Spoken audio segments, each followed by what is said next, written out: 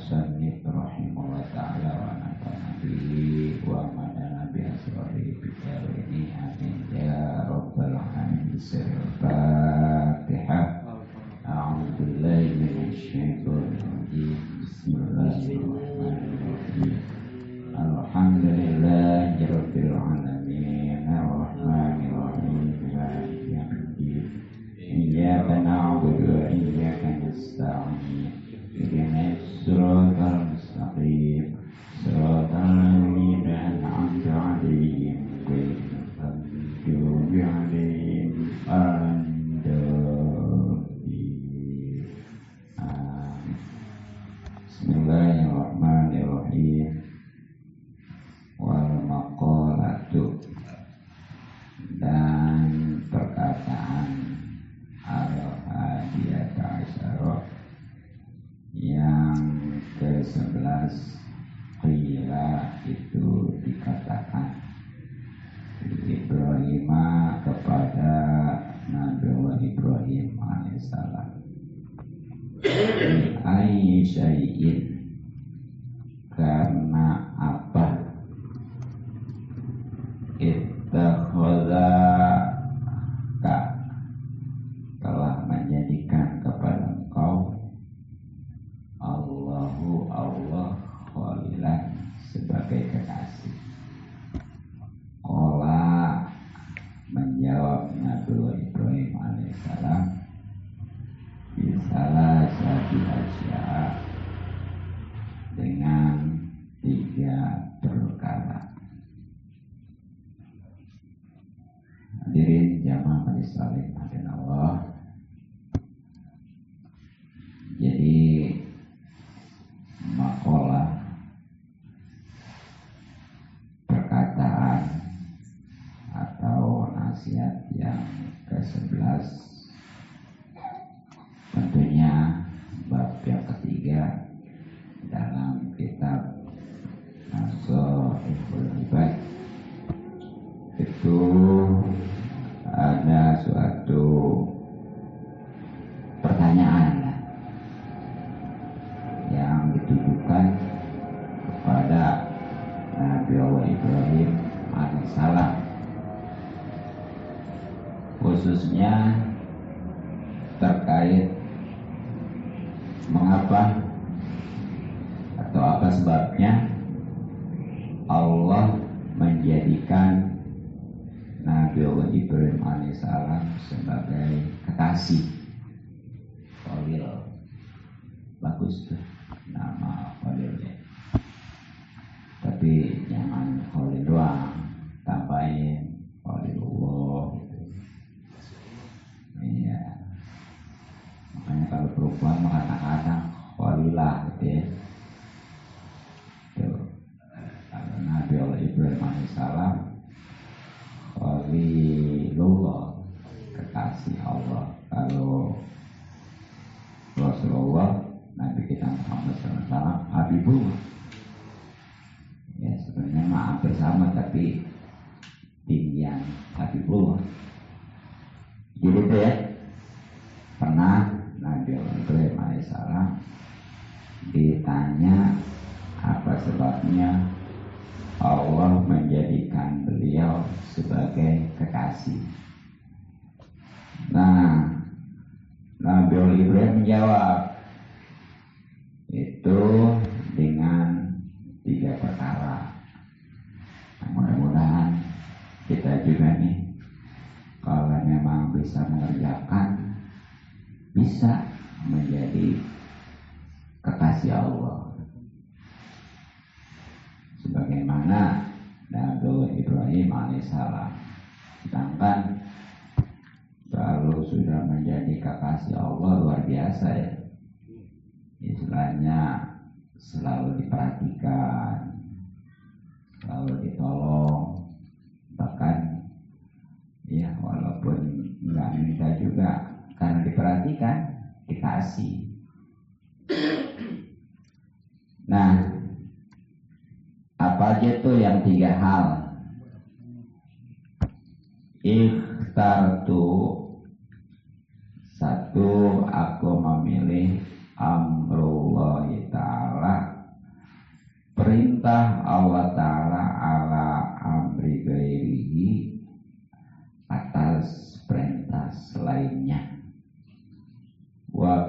nuskhatin dan pada sebagian kitab mah atau redaksinya pakai makhtautu, artinya aku tidak memilih amro ghairi, perintah selain Allah, maksudnya ala amrillahi ta'ala, atas perintah Allah Ta'ala. Itu jadi yang pertama, kalau pengen jadi kekasih Allah sebagaimana Nabi Allah Ibrahim alaihissalam, adalah kudu memilih atau mendahulukan perintah Allah atas perintah selainnya, bahkan walaupun itu perintah orang tua kalau anak mah, atau perintah suami kalau istri mah. Yo, pikir dulu. Jadi ketika diperintah oleh orang tua nih bagi seorang anak, kalau memang itu sejalan dengan perintah Allah, silakan. Tapi kalau nggak sejalan, ya jangan ya. Begitu juga istri ke suami. Kalau yang perintahnya itu bagus, sesuai, turutin. Kalau enggak mah jangan mentang-mentang suami ya. Sebab dasarnya la ta'ata lima lukin lima siatil khaliq. La ta'ata, tidak ada istilah ketaatan lima lukin bagi makhluk ya. Lima siatil khaliq, untuk maksiat kepada khaliq. Makhluk itu kita, khaliq itu Allah. Jadi nggak ada kewajiban taat kepada makhluk kalau memang itu bertentangan dengan aturan Allah gitu. Jadi sekali lagi pokoknya mah kalau memang itu perintahnya orang tua bagi anak, suami bagi istri, sejalan dengan perintah Allah, silakan. Insya Allah tuh ridho Allah terletak pada ridho orang tua, begitu juga ridho Allah bagi istri terletak pada ridho suami, gitu ya. Walaupun tadi pada sebagian kitab mah atau redaksi itu pakai ibarat mah taratu amro ghairi ala amril awal, ya maksudnya mah sama lah, cuma beda redaksinya aja, beda teksnya gitu ya. Maksudnya mah sama juga, yaitu nggak milih perintah selain Allah, sementara ya menyampingkan perintah Allah gitu lah. Itu yang pertama. Mudah-mudahan kita bisa mengamalkannya sehingga menjadi kekasih Allah sebagaimana dulu Ibrahim alaihissalam. Kemudian wama tamtu ya. Dan aku tidak meresahkan bima takabala, dengan apa yang sudah ditanggung oleh Allah li untukku. Ayamakuntu, yakni aku tidak berdiri bi amri matahamala, dengan urusan atau perkara yang memang sudah menanggung Allah li untukku minar rizki, khususnya tentang rizki. Jadi yang kedua,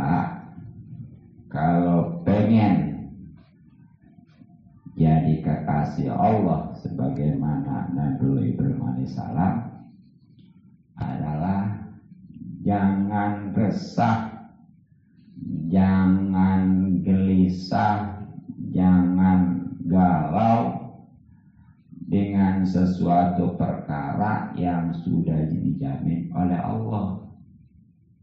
Ya, maksudnya ya jangan istilahnya lebih mengedepankan sesuatu karena maksudnya yakin kemudian menyerahkan kepada sesuatu yang memang sudah dijamin oleh Allah untuk kita, khususnya tentang rezeki. Jangan risau teman. Sebab pada dasarnya yang namanya rezeki mah selagi masih hidup pasti ketemu aja. Sesusah apapun, sekali lagi kalau masih dia hidup, makan aja lah. Sebaliknya kalau udah habis rezeki, walaupun dia istilahnya nggak habis 7 turunan, ya kan udah habis rezekinya mati. Nah itu gimana sih? Kan katanya kayak nggak habis 7 turunan. Masa rezekinya itu habis? Rezeki itu yang dimakan, yang diminum, yang dipakai. Adapun yang belum dimakan, belum diminum, belum dipakai, itu mah hanya ngaku-ngaku aja. Itu kalau memang ahli warisnya itu benar ngejalanin, mending ya jadi manfaat. Tapi kalau ahli waris yang nggak bisa ngebawa, istilahnya naudzubillah, itu bukan aja mencelakakan ahli waris, termasuk dia yang walaupun sudah meninggal. Bagian lah, apalagi sampai gara-gara warisan, ribut, saling bunuh. Makanya mewarisin anak mah lebih baik ilmu daripada harta.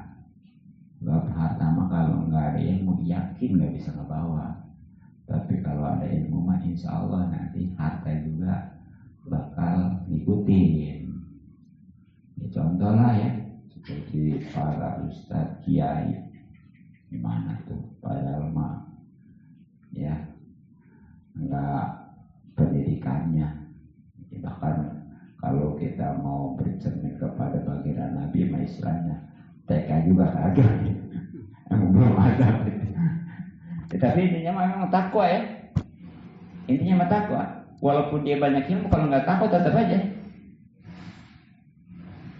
Gitu. Tapi memang takwa itu kudu pakai ilmu, khususnya ilmu agama gitu. Makanya itu tadi tuh. Kayak orang Padang tuh ya, itu benar-benar yang namanya pendidikan diperhatikan. Makanya orang-orang Padang itu kayaknya nggak ada kali yang lulusan SD yang merantau, minimal itu SMA ya, kuliah soalnya udah sarjana.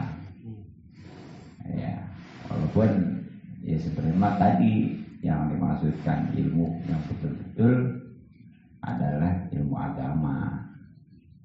Itu makanya pernah juga Nabi Allah Sulaiman alaihissalam disuruh milih ya, antara kerajaan dengan ilmu.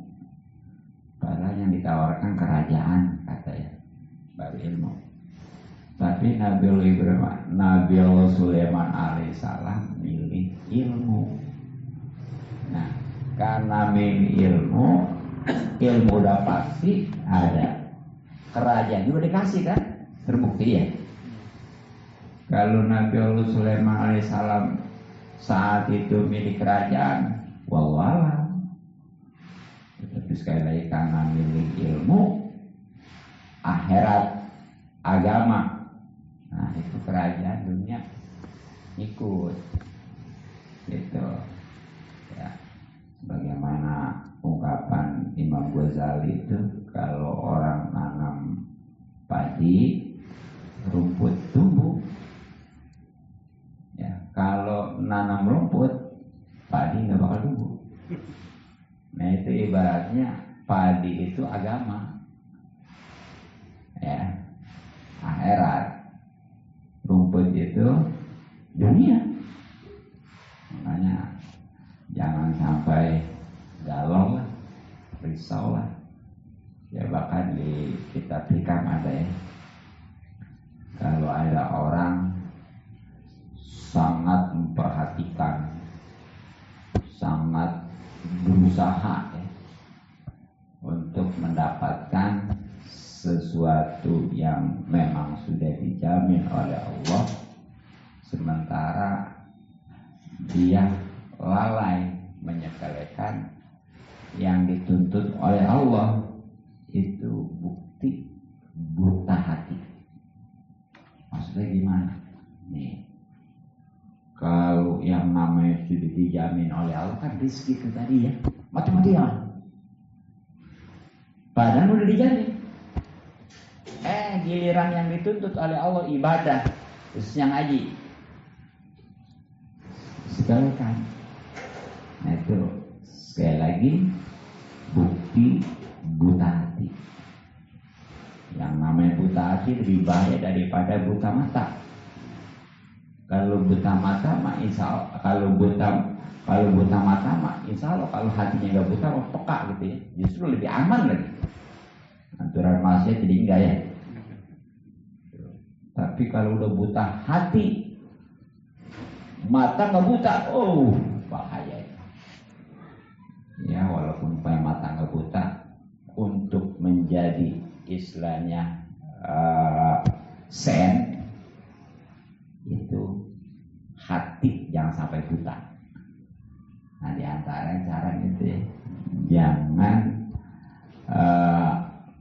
lalai perintah Allah, ibadah khusus sholat hanya karena dunia yang memang sudah dijamin oleh Allah. Yakin aja ya. Bahkan ada keterangan orang kalau memang dia yakin menuntut ilmu pasti dicukupi. Ya tadi lah Ustaz Kiai kurang bagaimana sih gitu ya. Secara logika dari mana itu dia kerja nggak berfaedah gitu, tapi ketemu aja. Itu yang kedua ya, kalau kita bisa mengamalkannya hingga bisa menjadi kekasih Allah sebagaimana Nabi Ibrahim alaihissalam. Kemudian yang ketiga kata Nabi Ibrahim alaihissalam, wa ma ta'asyaitu, dan aku tidak makan sore. Aima akal tu, yakni aku tidak makan waktal masai, pada waktu sore. Wa ma ta'godaitu, dan juga aku tidak makan pagi. Ayam akan tuh yakni aku tidak makan waktu godati, di waktu pagi, illa ma'adoibi, kecuali bersama tamu. Tuh.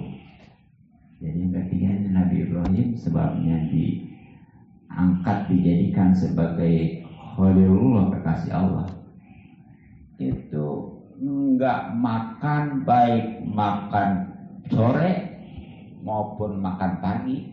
Padahal pagi dulu ya, baru sore ya. Tapi di sini juga sore dulu baru pagi. Ya kayak kita umumnya, jarang yang ngomong pagi sore, banyak karena sore pagi ya. Kayak pulang pergi, padahal mau pergi dulu, enak kan ya. Jadi Nabi Ibrahim alaihissalam itu enggak makan, baik makan sore maupun makan pagi, kecuali bersama tamu. Tuh. Ya. Baik itu yang datang ataupun ya sengaja mencari tuh Nabi Ibrahim alaihissalam. Bahkan diriwayatkan annahu, sesungguhnya Nabi Ibrahim alaihissalam karena itu sudah berjalan Karena itu adalah jamsi berjalan mailan 1 mil au mailata ini ataupun 2 mil litolabi mayakulu dalam rangka mencari orang yang makan mahu besertanya, ya ini beserta Nabiullah Ibrahim alaihissalam tuh. Jadi Nabiullah misalnya nggak ada tamu nih ya, nggak ada tamu, sengaja istilahnya nyariin yang bakal nemenin makan. Itu jaraknya nggak tanggung-tanggung ya, itu minimal 1 mil. 1 mil itu kalau dihitung kilometer ya kurang lebih 1,6 kilometer ya, berarti kan kalau 1 kilometer berapa rekometer? 1000 ya. Ya berarti ini hampir 17.000 meter. Ya 1 kilometer juga kan kita jauh jalannya. Apalagi ini hampir 2 kilometer. Apalagi tadi kalau 2 mil, udah berapa tuh? Itu Nabi Ibrahim alaihissalam itu kalau nggak ada tetamu ya nyariin teman bahasanya. Ya, kita menjeboro nyari ya, kadang-kadang ada tamu gak pelit. Ya pada waktu di kitab Qiratul Nasin ada, kalau ada tamu nih ya, makan di rumah kita itu sesuap pahalanya seperti haji tuh. Nah ini dalil buat yang punya rumah, jangan buat tamunya ya. Pengen makan ke tamu, woi pengen dapat pahala haji nggak? Sediain makan, bukan begitu. Ini buat tuan rumahnya. Jadi kalau ada seorang tamu kemudian dihidangkan makan, dikasih makan, itu setiap suapnya bernilai pahala haji. Makanya yang belum mampu mah gitu aja tuh ya. Yang malah disubutin, yang malah pelit ya. Luar biasa tuh. Kalau sepiring kira-kira berapa suap itu? Ketahuan ya.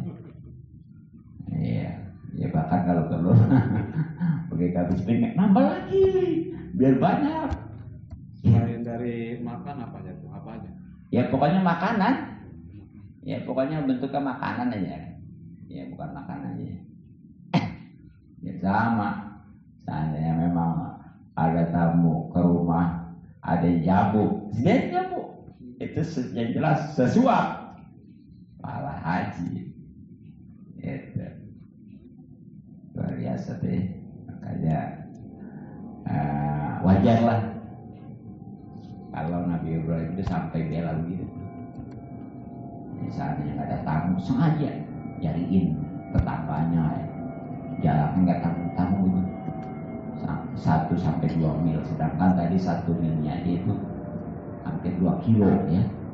Gitu ya, karena memang itu tadi yang namanya ngasih makan ya, walaupun boleh marah kan sama aja, terus kesana kan tamu ya, itu dimakan 1 suap itu jadi pahala haji. Bagaimana kalau sepiring? Bagaimana kalau sebakul nasi? Karena tamunya banyak itu. Ya, maksudnya tamu 1 sampai sebakul nasi. Iya. Itu makanya kalau yang benar-benar sengaja dia sering-sering tuh ngundang gitu ya. Ngundang teman saudara gitu ya untuk makan di rumahnya gitu. Insya Allah ya. Jadi semuanya udah masing-masing ada rezekinya sebenarnya mah, karena memang itu buat ngempanin tetamu ya. Kalau memang kita udah yakin mah insya Allah nanti disiapkan, karena masing-masing orang itu membawa rezeki ya. Apalagi tamu mah insya Allah bahkan dosa-dosa juga diampunin tuh. Makanya istilahnya kalau Orang dulu mah kalau kedatangan tamu ya, begitu pulang aja tuh bawa dosa gua buang di mana kayak gitu kan. Jadi tamu masuknya membawa rahmat berkah, keluarnya itu ngebuang dosa kita. Coba ya, kurang lebih itu 3 hal yang insya Allah bisa menjadi kekasih Allah sebagaimana Nabi Ibrahim. Mudah-mudahan kita pun bisa mengamalkannya. Mudah-mudahan manfaat. Wallahu a'lam bishawab.